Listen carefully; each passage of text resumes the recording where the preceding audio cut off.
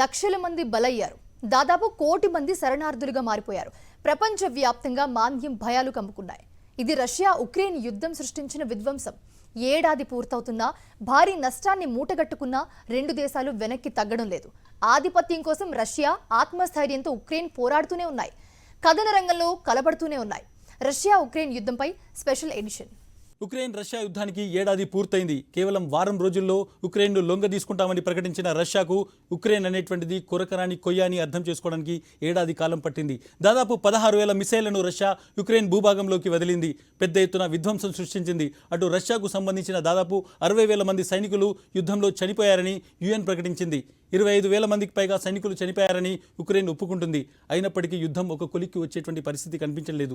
అటు United nations general assembly కూడా ఎట్టి పరిస్థితులను యుద్ధాన్ని ఆపాలంటూ ఒక రెజల్యూషన్ కూడా పాస్ చేసింది. ఈ నేపథ్యంలో ఈ యుద్ధాన్ని ఎలా ఆపాలి అనేటువంటిది ప్రపంచం ముందున్న పెద్ద సవాల్. అయితే అటు రష్యా మాత్రం అణ్వాయుధాలకు అవసరమైతే పని చెప్తామని గర్జిస్తోంది. ఈ నేపథ్యంలో గత ఏడాది కాలంగా ఈ యుద్ధం ఎలా కొనసాగింది, యుద్ధంలో ఉన్నటువంటి కీలక ఘట్టాలేంటి అనేటువంటిది ఒకసారి మనం ఇప్పుడు చూద్దాం. ఆర్మీకి సంబంధించినటువంటి సోల్జర్స్తో యుక్రెయిన్ రాజధాని నిండిపోయింది. యుద్ధం అనేటువంటిది ఎంత భయానకంగా ఉంటుందో ఈ ఒక్కసారి బిల్డింగ్ని మనం చూస్తే అర్థం చేసుకోవచ్చు. వీళ్ళకి ఏం సమాధానం చెప్తాం? ప్రపంచం మొత్తం వీళ్ళ భవిష్యత్తు ఏమవుతుంది అనేటువంటి ఆలోచన చేస్తుంది తప్ప ఈ పిల్లలకు ఇప్పటికీ ఎక్కడికి వెళ్ళాలి, ఎంతకాలం ఇక్కడ ఉండాలి అనేటువంటిది ఏమీ తెలియని పరిస్థితి. గత ఏడాది ఫిబ్రవరి 24 తేదీన ఉదయం 6 గంటల నుంచే ఉక్రెయిన్పై రష్యా తీవ్రమైనటువంటి బాంబుల వర్షం కురిపించడం ప్రారంభించింది. ఉక్రెయిన్కు అటు తూర్పు, ఉత్తరము, దక్షిణాల నుంచి రష్యా ఒక్కసారిగా దాడులు చేయడం ప్రారంభించింది.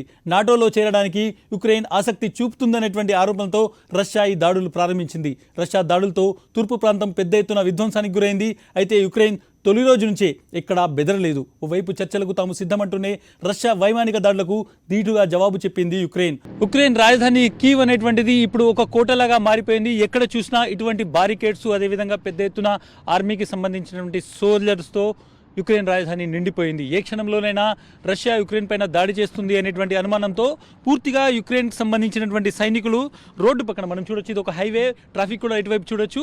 పెద్ద ఎత్తున ఈ హైవే వస్తున్నటువంటి మార్గంలో అన్ని చోట్ల కూడా ప్రతి 500 మీటర్లకు ఒకసారి ఇటువంటి బారికేడ్లు ఏర్పాటు చేశారు. ప్రతి చోట ఆర్మడ్ ఫోర్సెస్ ఉన్నాయి. ఎవరిని కూడా అలో చేయరు. ఒక లాంగ్ గెరిల్లా ఆర్మీకి గెరిల్లా యుద్ధం చేయడం కోసం వాళ్ళు సిద్ధమైనట్టుగా మనకు చాలా స్పష్టంగా తెలుస్తుంది. ఒకసారి మనం ఇక్కడ చూడొచ్చు, ప్రతి చోట కూడా ఇటువంటి బారికేడ్లు ఏర్పాటు చేశారు. ఒకసారి నేను ముందున్నటువంటి హైవే కూడా మీకు చూపెట్టేటువంటి ప్రయత్నం చేస్తాను. ఒకసారి పూర్తిగా ముందున్నటువంటి హైవే కూడా బ్లాక్ ఉన్నటువంటి మార్గాలు, ప్రతి చోట కూడా ప్రతి 200-300 మీటర్లకు ఇటువంటివి చూడొచ్చు. ప్రతి చోట కూడా దీన్ని ఒక యుద్ధ క్షేత్రంగా మారిపోయింది. అంటే ఒక నగరం, ఒక రాజధాని నగరం ప్రస్తుతం యుద్ధ క్షేత్రంగా మారిపోయింది అనొచ్చు. ఇక్కడ ఉన్నటువంటి సోల్జర్స్ ఎవరైతే ఉన్నారో వాళ్ళందరూ కూడా ఆహారాన్ని కూడా 15-20 రోజులకు సంబంధించినటువంటి ఆహారాన్ని కూడా వాళ్ళు తెచ్చి తమతో పాటు పెట్టుకుంటున్నారు. తమతో పాటు వాళ్ళు ఇక్కడ ఉన్నటువంటి ట్రెంచెస్లో పెట్టుకుంటున్నారు. చాలా స్ట్రాటజిక్ పొజిషన్స్ ఉన్నాయి. చాలా స్ట్రాటజిక్ పొజిషన్స్లో వాళ్ళు సిద్ధంగా ఉండి యుద్ధానికి ఎన్ని రోజులు చేయనా యుద్ధానికి ఉండే విధంగా వాళ్ళు సిద్ధమవుతున్నటువంటి దృశ్యాన్ని చూడొచ్చు. నేను హైవే మీద ఉన్నాను. హైవేను అదేవిధంగా సిటీ నుంచి బయటికి వెళ్ళేటువంటి ప్రతి మార్గాన్ని వాళ్ళు ఏ విధంగా పూర్తిగా దీన్ని పొజిషనింగ్ తీసుకున్నారు అనేటువంటిది మనం చాలా స్పష్టంగా చూడొచ్చు. ఇటువంటి పొజిషనింగ్ పాయింట్ల ద్వారా, ఇటువంటి పొజిషనింగ్ సెంటర్ల నుంచి వాళ్ళు వచ్చేటువంటి ఎనిమీని చూస్తున్నారు. వచ్చేటువంటి రష్యన్ సైనికులను అటాక్ చేయడానికి సిద్ధమవుతున్నటువంటి పరిస్థితి. గ్రౌండ్ జీరోలో ఉన్నాను, కీవ్ సరిహద్దుల్లో ఉన్నాను, యుద్ధం జరుగుతున్నటువంటి ప్రాంతంలో ఉన్నాను. ఓవైపు ఉక్రెయిన్ తూర్పు ప్రాంతంలో భారీగా దాడులు చేసినటువంటి రష్యా డాన్బాస్ లాంటి ప్రాంతాలపై పట్టు సాధించింది. ఉక్రెయిన్పై పెద్ద ఎత్తున మిసైళ్లతో దాడి చేసినటువంటి రష్యా మరింత లోపలికి చొచ్చుకు వచ్చేందుకు ప్రయత్నించింది. ఇక రష్యా అడ్వాన్స్ను అడ్డుకునేందుకు ఉక్రెయిన్ పెద్ద ఎత్తున గెరిల్లా వార్ఫేర్ను ఆచరించింది.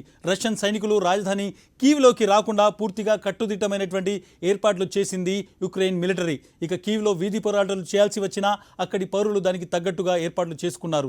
దానికి తగ్గట్టుగానే ప్రతి రోడ్డు పైన యుక్రెయిన్కి సంబంధించి స్థావరాలు ఏర్పాటు చేసుకుని అక్కడ ఆయుధాలను ఏర్పాటు చేసుకున్నారు స్థానికమైనటువంటి ప్రజలు. 30 లక్షల జనాభా ఉన్నటువంటి కీవ్ నగరం నుంచి ఇప్పటికే 18-20 లక్షల మంది నగరాన్ని వదిలి వెళ్ళిపోయారు. మిగిలిన వాళ్ళు సెల్ఫ్ డిఫెన్స్ సిస్టమ్ కోసము ఇటువంటివి ఏవైతే సెల్ఫ్ డిఫెన్స్ సిస్టమ్ ఏరియాస్ ఉన్నాయో వాటిని డెవలప్ చేస్తున్నారు. నేను మీకు ఒకసారి చూపెట్టేటువంటి ప్రయత్నం చేస్తాను. రోడ్డు మీద రష్యన్ వెహికల్స్ వస్తే వాటిని ఆపడానికి ఏర్పాటు చేసినటువంటి ఏదైతే థ్రెడ్స్ ఉంటాయో, ముఖ్యంగా ఇనుముతో చేసినటువంటి ఒక కంచె లాంటివి ఇవి వేయడం ద్వారా రష్యన్ వాహనాలను పంచర్ చేయాలి అనేటువంటిది వీళ్ళ ఉద్దేశం. కొన్ని వందలు ఇట్లాంటివి చేసుకొని పెట్టుకున్నారు. ఇక్కడ చూడొచ్చు. ఆ తర్వాత శాండ్ బ్యాగ్స్ ఏర్పాటు చేసుకున్నారు. ఈ శాండ్ బ్యాగ్స్ లోపల ఏమేమి ఉన్నాయో నేను ఒకసారి చూపెట్టేటువంటి ప్రయత్నం చేస్తాను. వీళ్ళు కొన్ని పెట్రోల్ బాంబులు కూడా తయారు చేస్తున్నారు. పెట్రోల్ బాంబుల ద్వారా వచ్చినటువంటి రష్యన్స్ మీద అటాక్ చేయడానికి ఇటువంటి పెట్రోల్ బాంబ్స్లను వీళ్ళు పెట్రోల్ నింపి పెట్రోల్ బాంబ్స్ ఉన్నాయి మనం చూడొచ్చు. ఈ పెట్రోల్ బాంబ్స్లను అంటించి ఒకసారి పైకి విసిరేస్తే వాళ్ళ రష్యన్ల మీద అటాక్ చేయడానికి వీళ్ళు చేసుకున్నటువంటి ఏర్పాట్లు సెల్ఫ్ డిఫెన్స్ సిస్టమ్ కోసం చేసినటువంటి మనం చూడొచ్చు. ఇక్కడ నుంచి ఫైరింగ్ చేయొచ్చు, ఇక్కడ నుంచి వచ్చేటువంటి శత్రువుని చూడొచ్చు. పూర్తిగా రష్యన్ల మీద అటాక్ చేయడానికి ఏర్పాటు చేసుకున్నటువంటి ఒక వ్యవస్థను మనం చూస్తున్నాం. మనం చాలా స్పష్టంగా ఇక్కడ ఉన్నటువంటి ఏర్పాట్లను చూపెట్టేటువంటి ప్రయత్నం చేస్తున్నాము. ఇది కీవ్ నుంచి వస్తున్నటువంటి ఒక హైవే. ఇది కీవ్ ఏరియాలో ఉన్నటువంటి ఒక హైవే దగ్గర ఇటువంటివి ఏర్పాటు చేసుకుని శాండ్ బ్యాగ్లు ఏర్పాటు చేసుకుని దాడికి సిద్ధమవుతున్నటువంటి యుక్రెయినియన్లను కీవ్ ప్రజలు మనం చూస్తున్నాం. కేవలం 14 కిలోమీటర్ల దూరం నుంచి మిసైళ్లు అదేవిధంగా షెల్లింగ్తో భారీగా రష్యాకు సంబంధించినటువంటి ఆర్టిలరీ, రష్యాకు సంబంధించినటువంటి ఆర్మీ విరుచుకుపడుతుంది. రోడ్డు మీద మనం చూడొచ్చు. పూర్తిగా వీళ్ళు ఆపుకొని ఇక్కడ ఉన్నటువంటి ఏరియాను కూడా తమ కంట్రోల్లో తీసుకొని దాడికి సిద్ధమవుతున్నటువంటి యుక్రెయిన్ ప్రజలను, కీవ్ ప్రజలను చూస్తున్నాం. చాలా మరియాపోల్ కావచ్చు, కీవ్ కావచ్చు, ఖార్కివ్ ఇటువంటి చోట్ల భారీ భీకర కాల్పులు జరుగుతున్నాయి. గ్రౌండ్ జీరోలో ఉన్నాను. ఇక్కడ పూర్తిగా ఉన్నటువంటి జనాలు కేవలం డిఫెన్స్ చేయడానికి, చిన్నపిల్లలు, మహిళలందరూ కూడా ఇప్పటికీ నగరాలను వదిలి వెళ్ళిపోయారు. దేశం నుంచి దాదాపు 75% పిల్లలు వెళ్ళిపోయారు అనేటువంటిది యుఎన్ఓ చెప్తున్నటువంటి లెక్కలు. షాప్స్ అన్ని కూడా క్లోజ్ అయి ఉన్నాయి. ఎక్కడ కూడా ఏ అపార్ట్మెంట్ వర్క్ చేయట్లేదు. కేవలం కొద్దిమంది మగాళ్ళు, అది 18 నుంచి 60 సంవత్సరాల మధ్యలో ఉన్నటువంటి మగవాళ్ళు మాత్రం ఇక్కడ ఉండి తమ దేశాన్ని డిఫెండ్ చేయడానికి, తమ దేశానికి రక్షణగా ఉండడానికి వాళ్ళు ఇక్కడ చేస్తున్నటువంటి ఏర్పాట్లను చూస్తున్నాం. యుక్రెయినియన్ జెండా ఉన్నటువంటి కార్లను వాళ్ళు అడ్డంగా పెట్టారు. పూర్తిగా తమ దగ్గర ఉన్నటువంటి ఏ సదుపాయం ఉంటే దాంతో పాటు వాళ్ళు డిఫెండ్ చేయడానికి సిద్ధమవుతున్నారు. ఇటువంటి డిఫెన్స్ సిస్టమ్స్ ఏవైతే ఉన్నాయో ప్రతి 500 మీటర్లకు ఒక దగ్గర ఉన్నాయి. వాళ్ళు ఇక్కడ నుంచి తమ దేశాన్ని కాపాడుకోవడానికి ఏర్పాట్లు చేసుకుంటున్నటువంటి పరిస్థితి చూడొచ్చు. ప్రతి చోట కూడా ఇటువంటివి ఏర్పాట్లు చేయడము, తర్వాత రష్యన్ ఆర్మీకి సంబంధించినటువంటి వెహికల్స్ వస్తాయి. రష్యన్ ఆర్మీకి సంబంధించిన వెహికల్ వస్తే వాటిని పూర్తిగా ఇక్కడే ఆగే విధంగా, ముందుకు వెళ్ళే విధంగా రోడ్ బ్లాకేజ్ చేస్తూ చాలా చోట్ల వాళ్ళు టాక్టికల్గా ఏర్పాట్లు చేసుకుంటున్నటువంటి పరిస్థితి మనం చూస్తున్నాం. యుద్ధం ప్రారంభం నుంచి కూడా యుక్రెయిన్ను ఆర్థికంగా, సైనికంగా బలహీనపరచాలనే ద్విముఖ వ్యూహంతో రష్యా దాడులు చేసింది. దీనిలో భాగంగా ఉక్రెయిన్ ఎక్కడెక్కడ ఆయుధాలు దాచిందో ఆ ప్రాంతాలను గుర్తించి వాటిపై దాడులకు దిగింది రష్యా. రష్యా దగ్గర ఉన్న మిసైల్స్ ఉక్రెయిన్లోని ఏ ప్రాంతాన్నైనా టార్గెట్ చేయగల సత్తా ఉన్నవి. అందుకే యుక్రెయిన్ యుద్ధంలో జరిగిన విధ్వంసం అంతా ఇంత కాదు. దాదాపు 16,000 మిసైళ్లను రష్యా యుక్రెయిన్పై ప్రయోగించిందని ఉక్రెయినియన్ డిఫెన్స్ మినిస్టర్ చెప్తున్నారు. ఈ 16,000 మిసైళ్లలో 97% మిసైళ్లు యుక్రెయిన్ భూభాగాన్ని తాకాయి. దీన్ని బట్టి చూస్తే విధ్వంసం ఎంత పెద్ద స్థాయిలో ఉందో మనం అర్థం చేసుకోవచ్చు. యుక్రెయిన్ మీద రష్యా యుద్ధం ప్రకటించిన తర్వాత అతిపెద్ద దాడి జరిగింది. ప్రస్తుతం నేను కీవ్ నగరంలో ఉన్నాను. ఎక్కడైతే పెద్ద ఎత్తున రష్యా నుంచి షెల్లింగ్ అదేవిధంగా క్షిపణులతో దాడి జరుగుతుంది. నా వెనకాల ఉన్నటువంటి బిల్డింగ్ చూడొచ్చు. ఈ బిల్డింగ్ని రెట్రోవిల్లా బిల్డింగ్ అంటారు. ఈ రెట్రోవిల్లా అనేటువంటిది ఈ ఏరియాలో ఉన్నటువంటి పెద్ద షాపింగ్ మాల్. దీని మీద అకస్మాత్తుగా క్షిపణి దాడి జరిగింది. అదేవిధంగా పెద్ద ఎత్తున ఫైరింగ్ జరిగింది, షెల్లింగ్ జరిగింది. మనం పూర్తిగా చూడొచ్చు. ఇక్కడ ఉన్నటువంటి ఈ ఏరియా మొత్తం నేలమట్టం అయిపోయింది. ఇక్కడ ఉన్నటువంటి వాహనాలు పూర్తిగా ధ్వంసమైపోయినటువంటి దృశ్యాలు మనం చూస్తున్నాం. యుద్ధం అనేటువంటిది ఎంత భయానకంగా ఉంటుందో ఈ ఒక్కసారి బిల్డింగ్ని మనం చూస్తే అర్థం చేసుకోవచ్చు. ఇక్కడ ఉన్నటువంటి చుట్టుపక్కల ఉన్నటువంటి వాహనాలు ప్రతిదీ ఇక్కడ ఎగిరి పడిపోయాయి. ఒక భయానకమైనటువంటి దాడిగా మనం దీన్ని చూడాల్సి ఉంటుంది.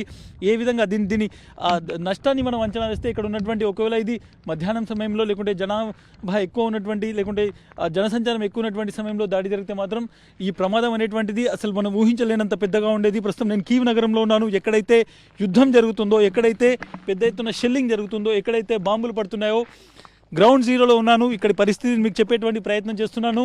ప్రతిదీ ఇక్కడ చూడొచ్చు. మొత్తం ఆహుతి అయిపోయింది. ఒక్కటే ఒక మిసైల్ ఇక్కడ వచ్చి పడింది. ప్రధానమైనటువంటి ఒక లక్ష్యాన్ని ఇక్కడ రష్యా పెట్టుకుందనుకోవచ్చు. ఏ విధంగా కీవ్ను ఒక విధంగా చుట్టుముట్టాలి, ఆ తర్వాత కీవ్ను లొంగ తీసుకోవడం ద్వారా ఈ యుద్ధాన్ని గెలవాలి అనేటువంటిది రష్యా యొక్క స్ట్రాటజీగా కనిపిస్తోంది.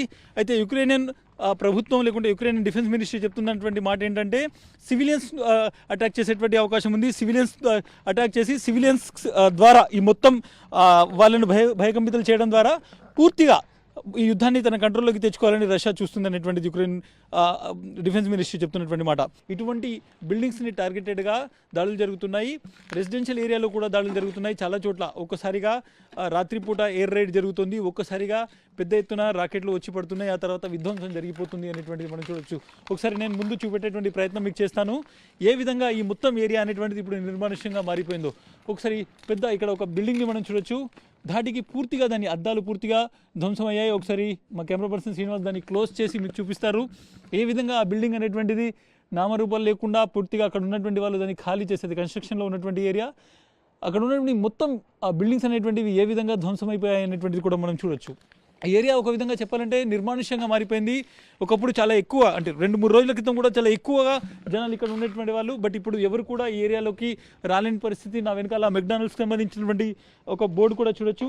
నేను ఎందుకు ఈ ఏరియాని మీకు ఇంత పర్టికులర్గా చూపెడుతున్నా అంటే పూర్తిగా ఇది కొంత రెసిడెన్షియల్ ఏరియా. ఇది కేవలం ఆర్మీకి సంబంధించిన ఏరియా కాదు, ఇది రెసిడెన్షియల్ ఏరియా. యుక్రెయిన్ కూడా అదే చెప్తుంది, ఇది రెసిడెన్షియల్ ఏరియా అయినప్పటికీ ఇక్కడ దాడులు జరుగుతున్నాయి అనేటువంటిది. రాకెట్ లాంచర్లు స్పెసిఫిక్గా కొన్ని బిల్డింగ్స్ మీద పడుతున్నాయి. దానివల్ల ప్రజలు భయకంపితులు అవుతున్నారు. ఇప్పటికే దాదాపు 35 లక్షల మందికి పైగా ఇక్కడ ఉన్నటువంటి మొత్తం యుక్రెయిన్లో ఉన్నటువంటి వాళ్ళు ఇతర దేశాలకు వెళ్ళిపోయారు. ఇంకా వేల సంఖ్యలో, వందల సంఖ్యలో ప్రతి ఒక్క దేశం చెక్ పోస్ట్ దగ్గర కనిపిస్తున్నారు. యుక్రెయిన్లో ఉన్నటువంటి రాజధాని కీవ్ నగరంలో ఉన్నటువంటి చాలా చోట్ల దాడులు కొనసాగుతున్నాయి. నేను ఒకసారి ఇక్కడ ఉన్నటువంటి ఒక కారును మీకు చూపెట్టేటువంటి ప్రయత్నం చేస్తాను. ఏ విధంగా పెద్ద ఎత్తున విమానం నుంచి ఫైరింగ్ జరిగింది, ఎయిర్ రైడింగ్ జరిగింది.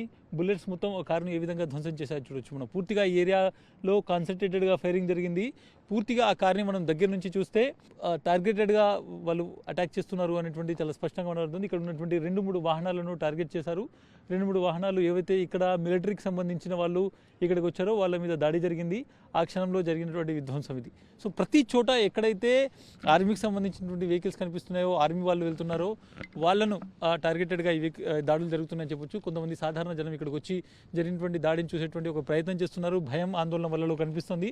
ఈ నేపథ్యంలో చాలామంది నగరాన్ని, ముఖ్యంగా ఎవరైతే మెయిన్ సిటీస్ ఉన్నాయో వాటిని వదిలి ఇక్కడ నుంచి పక్కన ఉన్నటువంటి పోలాండ్కు, అదేవిధంగా హంగరీ లాంటి దేశాలకు వెళ్ళిపోతున్నారు. ఈ దాడి ఇంకా ఉధృతమయ్యేటువంటి ప్రమాదం ఉంది. ఒకసారి రష్యా దాడిని యాక్సిలరేట్ చేస్తే, ఒకేసారి దాన్ని పూర్తిగా ఎక్కువ చేయాలి, లేకుంటే ఒకేసారి పూర్తిగా దాన్ని చుట్టుముట్టాలి అనుకున్నప్పుడు మాత్రము దాడి చాలా భయానకంగా ఉండబోతుంది అనేటువంటిది యుక్రెయిన్ ఆర్మీకి సంబంధించినటువంటి అధికారులు కూడా చెప్తున్నటువంటి మాట. రష్యా యుక్రెయిన్ యుద్ధంలో అత్యంత నష్టపోయింది పిల్లలే. దాదాపు 1 కోటి మంది యుక్రెయిన్ యుద్ధం వల్ల వలసపోయి ఉంటారని లెక్కలు చెబుతున్నాయి. ఇందులో సగం మంది పిల్లలే. తమ కుటుంబాలకు దూరంగా ఎక్కడో వేరే దేశంలో ఉన్న ఈ పిల్లల భవిష్యత్తుపై నీలి నీడలు అలుముకున్నాయి. ఏడాది గడిచినా తమ దేశానికి, ఇంటికి దూరంగా ఉన్న ఈ పిల్లలు పరాయి దేశాల్లో శరణార్థులుగా గడిపేస్తున్నారు.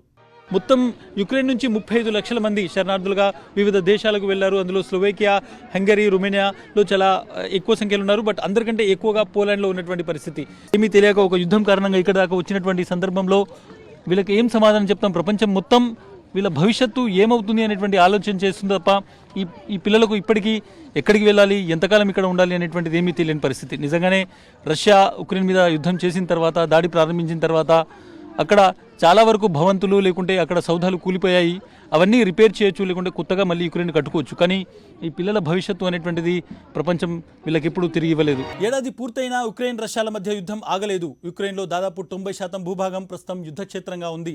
అమెరికా అధ్యక్షుడు యుక్రెయిన్లో అకస్మాత్తుగా పర్యటించడం ఆ దేశ ప్రజలకు ధైర్యాన్ని ఇచ్చినా యుద్ధం ఆగిపోవాలనే ఆకాంక్ష సగటు ఉక్రెయినియన్లో ఉంది. ఇక రష్యా మాత్రం ఎంత భారీ నష్టం జరిగినా ఓటమిని ఒప్పుకునే స్థితిలో కనిపించడం లేదు. అవసరమైతే అణు ఆయుధాల వాడకం గురించి పుతిన్ ప్రస్తావించడం యుద్ధం మరింత ఉధృతమయ్యే ప్రమాదాన్ని సూచిస్తోంది. యుక్రెయిన్ యుద్ధం కేవలం రష్యా, యుక్రెయిన్లకే కాదు, యావత్ ప్రపంచాన్ని సంక్షోభం వైపు నెట్టింది. రాబోయే రోజుల్లో యుక్రెయిన్ యుద్ధం తీవ్రమైతే ప్రపంచం మరో వినాశనం వైపు నడిచే ప్రమాదం కనిపిస్తోంది.